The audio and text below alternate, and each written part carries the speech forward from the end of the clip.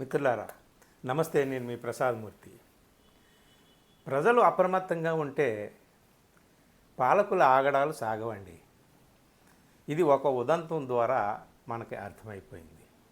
నిన్ననే మనం మాట్లాడుకున్నాం. బీహారీలకు అతి పవిత్రమైనటువంటి ఛట్ పూజ సందర్భంగా ఢిల్లీ ముఖ్యమంత్రి రేఖా గుప్తా యమునా నది ఒక ఘాట్ దగ్గర, వాసుదేవ్ ఘాట్ అంటారు, ఆ ఘాట్కి యమునా నదికి రేఖా గుప్తా గారు ఒక రేఖ గీశారు. అంటే ఒక మట్టి రోడ్డు వేసేశారు.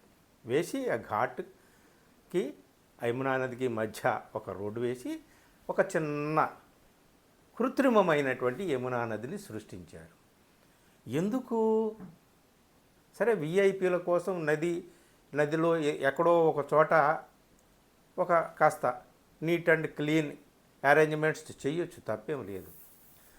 కానీ ఈ అరేంజ్మెంట్ నిన్ననే నేను అన్నీ చూపించాను మీకు. ఈ అరేంజ్మెంట్ ఎట్లా ఉందయా అంటే, యమునా నది వాటర్ అంతా అపవిత్రమైనది, రాజుగారు కాళ్ళు పెడితే ఆయన అపవిత్రమైపోతాడేమో అన్నంతగా ఆఘమేఘాల మీద ఆనాడెప్పుడో భగీరథుడు గంగానదిని నేల మీదకు దింపినట్టు ఈ రేఖా గుప్తా గారు ఘాట్కి యమునా నదికి మధ్య ఒక మట్టితో ఒక పెద్ద రేఖ గీసి ఒక కృత్రిమమైన యమునా నదిని సృష్టించారు. అది కూడా ఏమిటయా అంటే, అక్కడికి ప్యూరిఫైడ్ వాటర్ వేసి ఆ కృత్రిమమైనటువంటి చిన్న చెరువు లాంటి చిన్న కాలువ లాంటి దాంట్లో ప్యూరిఫైడ్ గంగా వాటర్, బీహార్ నుంచి వచ్చేటటువంటి ఒక పెద్ద పైప్ లైన్తో వచ్చేటటువంటి ప్యూరిఫైడ్ వాటర్ని ఇంకొక పెద్ద పైప్ ద్వారా మళ్ళించి ఆ వాటర్ని వేశారు అక్కడ. దాన్ని అసలు యమున కాదు, అది నకిలీ యమున, బిసలరీ యమున అని చెప్పేసి అంత ఈ గందరగోళం అంతా ఎలాగా ఎవరు బయట పెట్టారయ్యా అంటే, ముఖ్యంగా ఆమ్ ఆద్మీ పార్టీ మాజీ ఎమ్మెల్యే, ఆమ్ ఆద్మీ పార్టీ ప్రముఖ నాయకుడు సౌరభ్ భరద్వాజ్ ఆయన ట్విట్టర్లో పోస్ట్ చేసి, 10 ఏళ్లుగా నమామి గంగా అని వీళ్ళు వేల కోట్లు ప్రాజెక్టులు చేస్తున్నారు. ఆ సందర్భంగా మరి ఎంత శుద్ధీకరణ జరిగింది, ఎంత పవిత్రీకరణ జరిగిందో మనకు తెలియదు. కానీ మరి ఇప్పుడు ప్రధాని కోసం సెపరేట్గా ఒక యమునా నదిని సృష్టించాల్సినటువంటి అవసరం ఏమొచ్చింది అని చెప్పి ఒక వీడియో చేసి స్వయంగా ఆయన చూపించాడు. దానితో మొత్తం వైరల్ అయిపోయింది. దేశమంతా అదే చర్చ, ప్రపంచమంతా అదే చర్చ. నిన్న ఛట్ పూజ ప్రధాని ఎక్కడ చేస్తారు అని చెప్పి అందరూ కూడా ఎదురు చూశారండి. 1000 కళ్ళతో కాదు, కోట్లాది కళ్ళతో అందరూ ఎదురు చూశారు ఆయన ఎక్కడ చేస్తారని చెప్పి. సో నేను కూడా చెప్పాను, నిన్ననే చెప్పాను. అదేమిటంటే, ఇంత అల్లరి జరిగిన తర్వాత, లోకమంతా కోడై కూసిన తర్వాత ఇక ప్రధాని అక్కడికి ఎందుకు వెళ్తాడు, వెళ్ళకపోవచ్చు అని. కానీ ప్రజాధనం కదా, అంత ఖర్చు పెట్టారు. సరే, నమామి గంగా అని 2014 నుంచి ప్రాజెక్ట్ చేస్తున్నాం అని అంటున్నారు. అది ఎంతవరకు అయింది ఏమిటి అనేది అది వేరే చర్చ. 40,000 కోట్లతో స్టార్ట్ చేశారు, తర్వాత ఇంకొక 20,000 కోట్లు మళ్ళీ మొదలుపెట్టామన్నారు.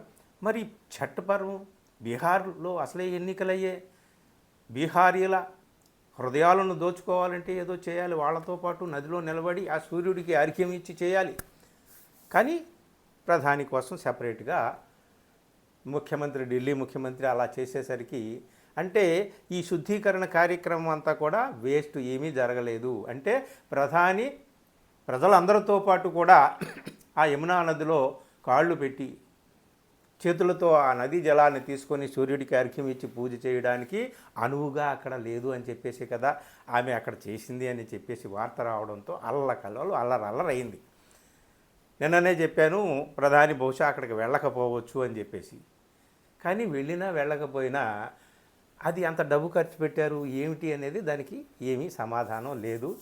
ఈరోజు చాట్ జీపీటీని అడిగాను, where did prime minister Narendra Modi perform the Chhath Puja అంటే చాట్ జీపీటీ ఏమిచ్చిందా అంటే, I could not find any reliable record that Narendra Modi has personally performed the rituals of Chhat Puja at a ghat or river bank.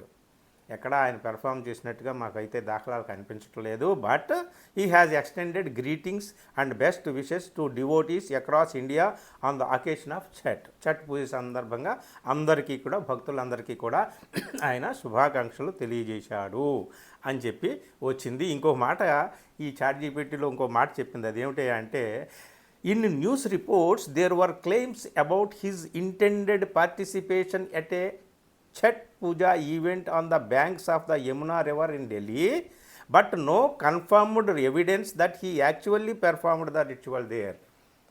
ఫలానా చోట ఆయన పూజ నిర్వహిస్తాడని వార్తలు వచ్చాయి, కానీ అక్కడ నిర్వహించినట్టుగా మనకి వార్తలు ఏం లేవని ChatGPT చెప్పింది.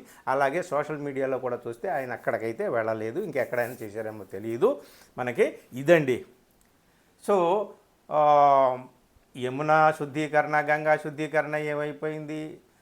ఎలక్షన్లో చాలా జిమ్మిక్కులు వేస్తారు ఎన్నికల సమయంలో. ఈ జిమ్మిక్కు బెడిసి కొట్టింది, బ్యాక్ ఫైర్ అయిపోయింది బీజేపీకి. ఇవన్నీ కూడా అనవసరం. కానీ రేఖా గుప్తా గారు పాపం అనుంగు శిష్యురాలు, ఢిల్లీకి ముఖ్యమంత్రి, ప్రధాని గారి యొక్క పరమ పవిత్రమైనటువంటి పాదాలు అపవిత్రమైన ఆ యమునా జలాల్లో అపవిత్రం కాకుండా ఏదో ఆవిడ కష్టపడి ఆ కృత్రిమమైనటువంటి యమునా నదిని సృష్టించింది. వీళ్ళందరూ ఈ మీడియా వాళ్ళ గగ్గోలు వల్ల అక్కడికి ఎవరు వెళ్ళకుండా ఆ డబ్బులన్నీ కూడా ఆ మురికి యమునా నీళ్ళలో కలిసిపోయినట్టుగా అయిపోయిందనమాట. కానీ ఆవిడ తప్పు కూడా ఏమీ లేదని అనిపిస్తుందండి. ఎందుకంటే ప్రపంచంలో ఉన్నటువంటి ప్రధానమంత్రులు, దేశాధ్యక్షులు అందరికంటే కూడా మన ప్రధాని డిఫరెంట్ కదా. మరి ఈయన సాక్షాత్తు దేవుడితో సంపర్కంలో ఉండేటటువంటి దైవదూత లాంటి వ్యక్తి కాబట్టి, ఆయన నాన్ బయోలాజికల్ ప్రైమ్ మినిస్టర్ కాబట్టి, ఆయనే చెప్పుకున్నాడు కాబట్టి, సో ఆయన సేవకులైనటువంటి వాళ్ళైనా ఆయనకు సంబంధించి చాలా జాగ్రత్తలు తీసుకోవాలి కదా. అందుకని ఆవిడ ఈ జాగ్రత్త తీసుకుని ఉంటుంది. ఈ పాడు మీడియా గ్యాంగ్ వల్ల ఆ పథకం ఫలించలేదు. ఏది ఏమైనా ఆయన విషెస్ చెప్పాడు కదండి బీహారీలందరికీ కూడా. సరే, వాళ్ళు బీహారీలు ఈ ఎన్నికల్లో ఏం చేస్తారు ఏమిటనేది మనకు అనవసరం. కానీ ఆమ్ ఆద్మీ పార్టీ నాయకులు తమ వెబ్సైట్లో ఒకటి చెప్పారు. సోషల్ మీడియా వారియర్స్కి అందరికీ కూడా కృతజ్ఞతలు చెప్పారు. మీరందరూ కూడా ఈ విషయాన్ని వెలుగులోకి తీసుకొచ్చి గగ్గోలు పెట్టబట్టే అదిగో ఆ కార్యక్రమం ఆగింది అని చెప్పి. అసలు గగ్గోలు పెట్టకుండా ఉంటే, జరిగిన తర్వాత గగ్గోలు పెడితే అది ఇంకొక రకంగా ఉండేదేమో. ఏది ఏమైనప్పటికీ కూడా ఈ ఉదంతం ద్వారా తెలిసింది ఏమిటి అంటే, మనకు అర్థం చేసుకోవాల్సింది, అప్రమత్తంగా ప్రజలుంటే ఎవరి ఆగడాలు సాగవండి. గుడ్డిగా దేన్ని నమ్మవద్దు. కరోనా కాలంలో చప్పట్లు కొట్టమంటే కొట్టారు, దీపాలు పెట్టమంటే పెట్టారు, తపేళాలు పట్టుకొని వాయించమంటే వాయించారు. కానీ ఇదేమంత విజ్ఞానము, ఇదేమంత సైన్సు? చివరికి అలా అన్నవాళ్ళు కూడా వ్యాక్సిన్ వేయించుకోవాల్సి వచ్చింది కదా. సో ఎవరి యొక్క బౌద్ధికమైన, వైజ్ఞానికమైన శక్తి ఎంతో ఏమిటో అర్థం చేసుకోవాలి ప్రజలు. అర్థం చేసుకుంటే సత్యాన్ని గమనిస్తారు. సత్యాన్ని గమనిస్తే ఇది సత్యం అని చెప్పి నిజం వైపు నిలబడతారు, అబద్ధంతో తలబడతారు. ఈ ఉదంతం కూడా అదే. మొత్తానికి ఆమ్ ఆద్మీ పార్టీ మాత్రమే కాదు, అందరికీ కూడా అర్థమైంది ఏమిటంటే, అప్రమత్తంగా ఉండండి, చైతన్యవంతులై ఉండండి, కళ్ళు తెరిచి ఉండండి, నిజాలు గమనించండి. అప్పుడు ఎవరి ఆగడాలు సాగవు. ఇది మిత్రులారా. Thank you.